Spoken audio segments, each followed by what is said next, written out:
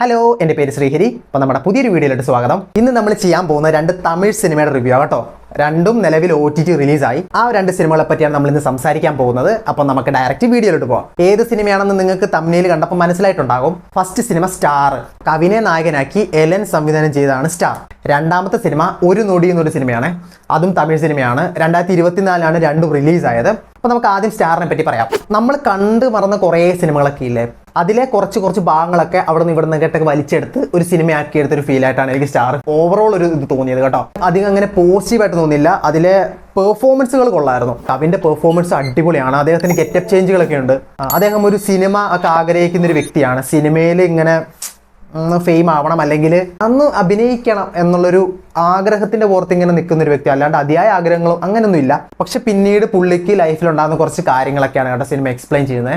Script ഒക്കെ ഒരു average ആയിട്ട് എനിക്ക് ഫീൽ ചെയ്തത്. കാരണം ഞാൻ നേരത്തെ പറഞ്ഞല്ലോ, പല സിനിമകളിൽ നമ്മൾ ഇതൊക്കെ കണ്ടിട്ടുണ്ടാവും. പല സിനിമകളിലെ റെഫറൻസുകളൊക്കെ ഇങ്ങനെ വലിച്ചെടുത്തൊരു ഫീലായിട്ട് എനിക്ക് തോന്നിയത്. ഫുൾ പ്രെഡിക്റ്റബിൾ ആണ്. അതുപോലെ തന്നെ ഒത്തിരി ലെങ്ത് ഉള്ള പോലെ ഫീൽ ചെയ്യും. കാരണം കുറേ ഇങ്ങനെ അവർ കഥ ഇങ്ങനെയായിട്ട് പറയുന്നുണ്ട്, ഇത് സംഭവിക്കുന്നുണ്ട്, അത് കഴിഞ്ഞ് ഇങ്ങനെ വരുന്നുണ്ട്. നമുക്ക് ഇതൊക്കെ പല സിനിമകളിലെ റെഫറൻസ് തോന്നും. പണ്ടത്തെ നമ്മുടെ സൂര്യ സാറിൻ്റെ ഒക്കെ ലുക്കൊക്കെ ഇല്ല, അതൊക്കെ എനിക്ക് എവിടെയൊക്കെയോ തോന്നി. ആ ഒരു ലുക്ക് അല്ലെങ്കിൽ ആ ഒരു അറ്റയറൊക്കെ പിടിച്ചൊരു ഫീല്, അല്ലെങ്കിൽ ആ ഒരു അറ്റ്മോസ്ഫിയർ ഒക്കെ പിടിച്ച ഫീല്. പക്ഷെ കാലത്തിന് ആ ഒരു സിറ്റുവേഷനെ, ആ ഒരു സമയം, ഒരു ടൈം പീരീഡ് ഉണ്ടല്ലോ, അതിനെ പ്രോപ്പറായിട്ട് ജസ്റ്റിഫൈ ചെയ്തിട്ടുണ്ട്. ആ ഒരു അന്നത്തെ ഒരു 80s 89 90 അങ്ങനെയൊക്കെ നടക്കുന്നൊരു കഥയായിട്ടാണ് ആ ഒരു സംഭവം കറക്റ്റായിട്ട് അവർ എക്സിക്യൂട്ട് ചെയ്തിട്ടുണ്ട്. അതിപ്പം മേക്കപ്പ് ആണെങ്കിലും ഡ്രസ്സിങ് ആണെങ്കിലും ആ ഒരു ഇതാണെങ്കിലും ഒരു ടെറൈൻ ആണെങ്കിലും അതൊക്കെ അടിപൊളിയായിട്ട് ആ ഒരു കാലഘട്ടത്തിനെ ജസ്റ്റിഫൈ ചെയ്തിട്ടുണ്ട്. നമ്മുടെ ലാലിയേട്ടനുണ്ട്, സിദ്ദിഖ് ലാല് താടി ലാല്, അദ്ദേഹത്തിൻ്റെ പെർഫോമൻസ് നല്ലതാണ്. പുള്ളിക്കാരൻ കവിൻ്റെ അച്ഛൻ്റെ റോള് തന്നെ ചെയ്തത്. ഒരു സപ്പോർട്ടിങ് ആയിട്ടുള്ള അച്ഛൻ, തോളത്തൊക്കെ കയറ്റി കിടക്കുന്ന അച്ഛൻ, ആ ഒരു ഇതിലായിട്ടാണ് പുള്ളിക്കാരനെ പ്രസൻറ്റ് ചെയ്തിരിക്കുന്നത്. നല്ല രസമുണ്ട്. റീസെൻ്റ്ലി ലാൽ സാറൊക്കെ തമിഴിൽ പോയി കുറേ സ്കോർ ചെയ്യുന്നുണ്ട്. വേറെ പ്രത്യേകിച്ച് പെർഫോമൻസുകളൊന്നുമില്ല. അമ്മയുടെ ക്യാരക്ടർ ചെയ്ത ആളെ എനിക്ക് അത്ര വർക്കായില്ല. കാരണം ചില സ്ഥലങ്ങളിലൊക്കെ എസ്പെഷ്യലി ഒരു പെർട്ടിക്കുലർ സീനുണ്ട്, മർമ്മപ്രധാനമായൊരു സീനാണ്. ആ സീനിലൊക്കെ കുറച്ച് ഓവറാക്കിയൊരു ഫീൽ എനിക്ക് തോന്നി.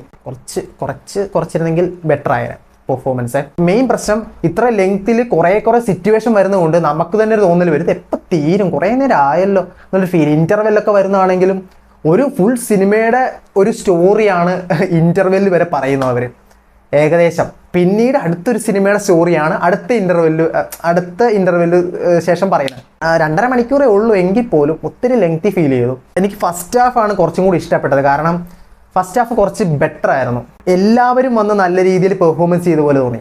സെക്കൻഡ് ഹാഫിൽ ഇത്രയും പെർഫോമൻസുകൾ കുറവാണ്. നമുക്ക് പല സ്ഥലങ്ങളിലായിട്ട് പ്രിഡിക്റ്റ് ചെയ്യാം, ഇതൊക്കെ എവിടേക്കോ നമ്മൾ കണ്ട സാധനങ്ങൾ അവർ പിന്നെയും ഇതിൽ വലിച്ചു കയറ്റുന്നുള്ളൊരു ഫീല്. ക്ലൈമാക്സ് ഒരു സിംഗിൾ ഷോട്ട്, അത് സൂപ്പർ ഷോട്ടാണ്. ഒരു സിംഗിൾ ഷോട്ട് എനിക്ക് തോന്നുന്നു അത്യാവശ്യം നല്ല ലെങ്ത് ഉണ്ട്. ആ സിംഗിൾ ഷോട്ട് എന്താണെന്ന് നമുക്ക് ഊഹിക്കാൻ പറ്റും. കാരണം അത് ആ ഒരു ഫേസിൽ, ആ ഒരു ആക്ടറിൻ്റെ ഫേസിൽ തന്നെ വിസിബിൾ ആണ്. നിങ്ങൾ സിനിമ കാണുമ്പോൾ നിങ്ങൾക്ക് മനസ്സിലാവും കേട്ടോ. പിന്നെ എന്തൊക്കെ ആയിരിക്കാം അതിന് ശേഷം ഉണ്ടാകുന്ന ഒരു കുഞ്ഞ് സീൻ, പോസ്റ്റ് ക്രെഡിറ്റ് സീൻ പോലെ, അതിലെന്താണ് ഒക്കെ നമുക്ക് സിമ്പിളായിട്ട് ഊഹിക്കാവുന്നേ ഉള്ളൂ. പ്രെഡിക്റ്റബിൾ സ്റ്റോറിയിലെങ്കിൽ നമ്മൾ കണ്ട് മറന്ന കുറേ ടിപ്പിക്കൽ സാധനങ്ങളൊക്കെ അവർ ആഡ് ചെയ്തെന്ന് എനിക്ക് തോന്നി. വിഷ്വൽസ് അത്യാവശ്യം ഞാൻ പറഞ്ഞില്ല, കാലഘട്ടത്തിനെ സാറ്റിസ്ഫൈ ചെയ്യുന്ന വിധത്തിലുള്ള വിഷ്വൽസ് നല്ല രീതിയിൽ വന്നിട്ടുണ്ട്. യുവൻ ശങ്കർ രാജയാണ് മ്യൂസിക് ചെയ്തിരിക്കുന്നത്. അത് കൊള്ളാം എന്നുള്ള രീതിയിൽ മോശമാക്കിയില്ല. പല സിറ്റുവേഷനെ, പല സീനുകളെയും ആ BGM പൊക്കിക്കൊണ്ട് വരുന്നുണ്ട്, അല്ലെങ്കിൽ ആ ഒരു സോങ് ബാക്ക്ഗ്രൗണ്ട് മ്യൂസിക് പൊക്കിക്കൊണ്ട് വരുന്നതായിട്ട് എനിക്ക് തോന്നി. അതൊക്കെ കൊണ്ടായിരിക്കാം മേ ബി ഒരു എബോവ് ആവറേജ് വാച്ചായിട്ട് മാത്രമേ എനിക്ക് സിനിമ ഫീൽ ചെയ്തുള്ളൂ. അതിനപ്പുറം ഞാൻ ഒത്തിരി എക്സ്പെക്റ്റ് ചെയ്തിരുന്നു. കവിൻ ഒരു ബ്രില്യൻ്റ് ആക്ടറാണ്, നല്ല ടാലൻ്റ് ആണ്. അപ്കമിങ് നല്ലൊരു തമിഴ് സിനിമ കോളിവുഡ് ഇൻഡസ്ട്രീനെ പിടിച്ചു നിർത്തുന്ന ഒരു ആക്ടറായിട്ട് എനിക്ക് ഫീൽ ചെയ്തിട്ടുണ്ടായിരുന്നു. പെർഫോമൻസിൽ എനിക്ക് അങ്ങനെ ഫീൽ ചെയ്തിട്ടുണ്ട്. പക്ഷേ ഈ സിനിമ എനിക്ക് അത്രയും തൃപ്തിപ്പെട്ടില്ല എന്ന് തന്നെയാണ് പറയാനുള്ളത്. രണ്ടാമത്തെ സിനിമ ഒരു നൊടി.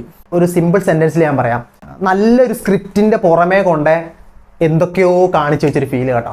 MS ഭാസ്കർ ചെയ്തൊരു കഥാപാത്രം, ശേഖർ എന്ന് പറയുന്ന ഒരാൾ ചില കാരണങ്ങൾ കൊണ്ട് മിസ്സാകുന്നു. ആ മിസ്സാകുന്നതിൻ്റെ കാരണം അന്വേഷിച്ച് പോകുന്ന ഒരു പോലീസുകാരൻ. അതിൻ്റെ കൂട്ടത്തിൽ തന്നെ അദ്ദേഹത്തിന് വേറൊരു കേസും വന്നു വിടുന്നു. ശേഷം അത് തെളിയിക്കുന്നതൊക്കെയാണ് കേട്ടോ. രണ്ടും തെളിയിക്കുന്നതാണ് അതിൻ്റെ സ്റ്റോറി ആയിട്ട് പറയുന്നത്. വിഷ്വൽസ് എനിക്ക് ഭയങ്കര ബോറിംഗ് ആയിട്ട് തോന്നി. കാരണം ഞാൻ സിമ്പിളായിട്ട് പറഞ്ഞാലില്ലേ, എല്ലാം ഒറ്റ ലെൻസിൽ ക്യാപ്ചർ ചെയ്ത പോലെ. നമ്മൾ ലെൻസ് ചേഞ്ച് ചെയ്യുമല്ലോ, അതിൻ്റെ വിട്ട്, നമുക്ക് വേണ്ട ഫ്രെയിം, അതിലെന്തോരം വിഷ്വൽസ് വരണം, എന്തോരം ക്യാപ്ചർ ചെയ്യണം, അതിനനുസരിച്ച് നമ്മൾ ലെൻസ് ചേഞ്ച് ചെയ്യുമല്ലോ. ഇതെല്ലാം ഒറ്റ ലെൻസിലിട്ട്, അതായത് ടൈറ്റ് ഫ്രെയിമിന് ഒറ്റ ലെൻസ്, വൈഡ് ഫ്രെയിമിന് ഒറ്റ ലെൻസ്, എങ്ങനെ ഇട്ടൊരു മേക്ക് ചെയ്തൊരു ഫീല്.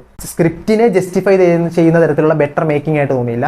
സ്ക്രിപ്റ്റ് കൊള്ളായിരുന്നു, കാരണം ഒരു എൻഗേജിങ് ഫാക്ടറൊക്കെ എവിടെയൊക്കെയോ വരുന്നുണ്ട്. ആ എൻഗേജിങ് ഫാക്ടറിനെ അതിനെ താത്തുന്നുണ്ടെങ്കിൽ അത് മേക്കിംഗ് ആയിട്ട് എനിക്ക് തോന്നിയുള്ളൂ. മെയിൻ ക്യാരക്ടറിൻ്റെ റോൾ ചെയ്ത് അദ്ദേഹത്തിൻ്റെ പെർഫോമൻസ് എനിക്ക് വർക്കായില്ല, സാറ്റിസ്ഫൈ ആയില്ല. പുള്ളിയുടെ രൂപവും പുള്ളിയുടെ വോയിസും രണ്ട് ദിശയിലോട്ട് പോകുന്ന പോലെ എനിക്ക് ഫീൽ ചെയ്തു. ഡബ്ബിങ്ങും ഓക്കെ ആക്കാനുണ്ട്, ക്ലോസ് ഒക്കെ വെക്കുമ്പോൾ നല്ലപോലെ അറിയാം. ഷൂട്ട് ചെയ്ത സമയത്ത് ഡയലോഗ്സിൽ നിന്ന് മാറി കുറച്ച് വേറെ ഡയലോഗ്സ് ഇട്ടതുപോലെ ഫീൽ ചെയ്തു.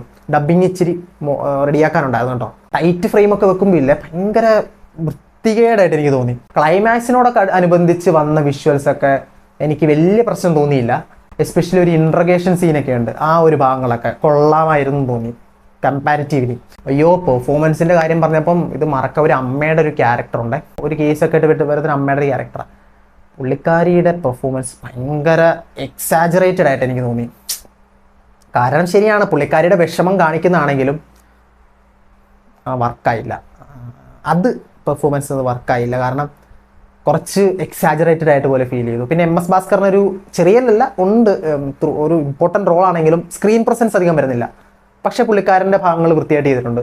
പിന്നെ ഒരു മെയിൻ ക്യാരക്ടർ ഉണ്ട്, ക്ലൈമാക്സിനോടൊക്കെ ബന്ധപ്പെട്ട് വരുന്ന ആ പുള്ളിക്കാരൻ്റെ ഡബ്ബിങ് എനിക്ക് കുറച്ചും കൂടെ റെഡിയാക്കാൻ തോന്നി. പുള്ളിക്കാരനെ കാണാനൊക്കെ അടിപൊളിയാണ്, പുള്ളിക്കാരൻ്റെ ഡബ്ബിങ്, പുള്ളിക്കാരൻ്റെ സൗണ്ട്, അതൊക്കെ മിസ്മാച്ച് പോലെ എനിക്ക് ഫീൽ ചെയ്തത്. എന്താ മേ ബി കുറച്ച് പുള്ളിക്കാരൻ കരയുന്നൊരു സീനൊക്കെ വരുന്നുണ്ടല്ലോ, ആ ഒരു സീനിലൊക്കെ കംപ്ലീറ്റ്ലി അതിൻ്റെ മേക്കിങ്ങിൽ അവർക്ക് കുറച്ചും കൂടെ റെഡിയാക്കാമായിരുന്നു. മീൻസ് ഒരു 2-3 പ്രാവശ്യം അതും കൂടെ ഒന്ന് കേട്ട് കഴിയുമ്പോൾ അവർക്ക് അതിൻ്റെ ഒരു എഫക്റ്റ് മനസ്സിലാവില്ല. സ്ക്രിപ്റ്റിനെ ജസ്റ്റിഫൈ ചെയ്യുന്ന തരത്തിലുള്ള മേക്കിംഗ് ത്രൂ ഔട്ട് കാണാൻ സാധിച്ചില്ല. കുറച്ചും കൂടെ ഒന്ന് അവർക്ക് ശ്രദ്ധിക്കാമായിരുന്നു. നല്ലൊരു ത്രില്ലർ എക്സ്പീരിയൻസ് തരേണ്ട ഒരു സിനിമയായിരുന്നു.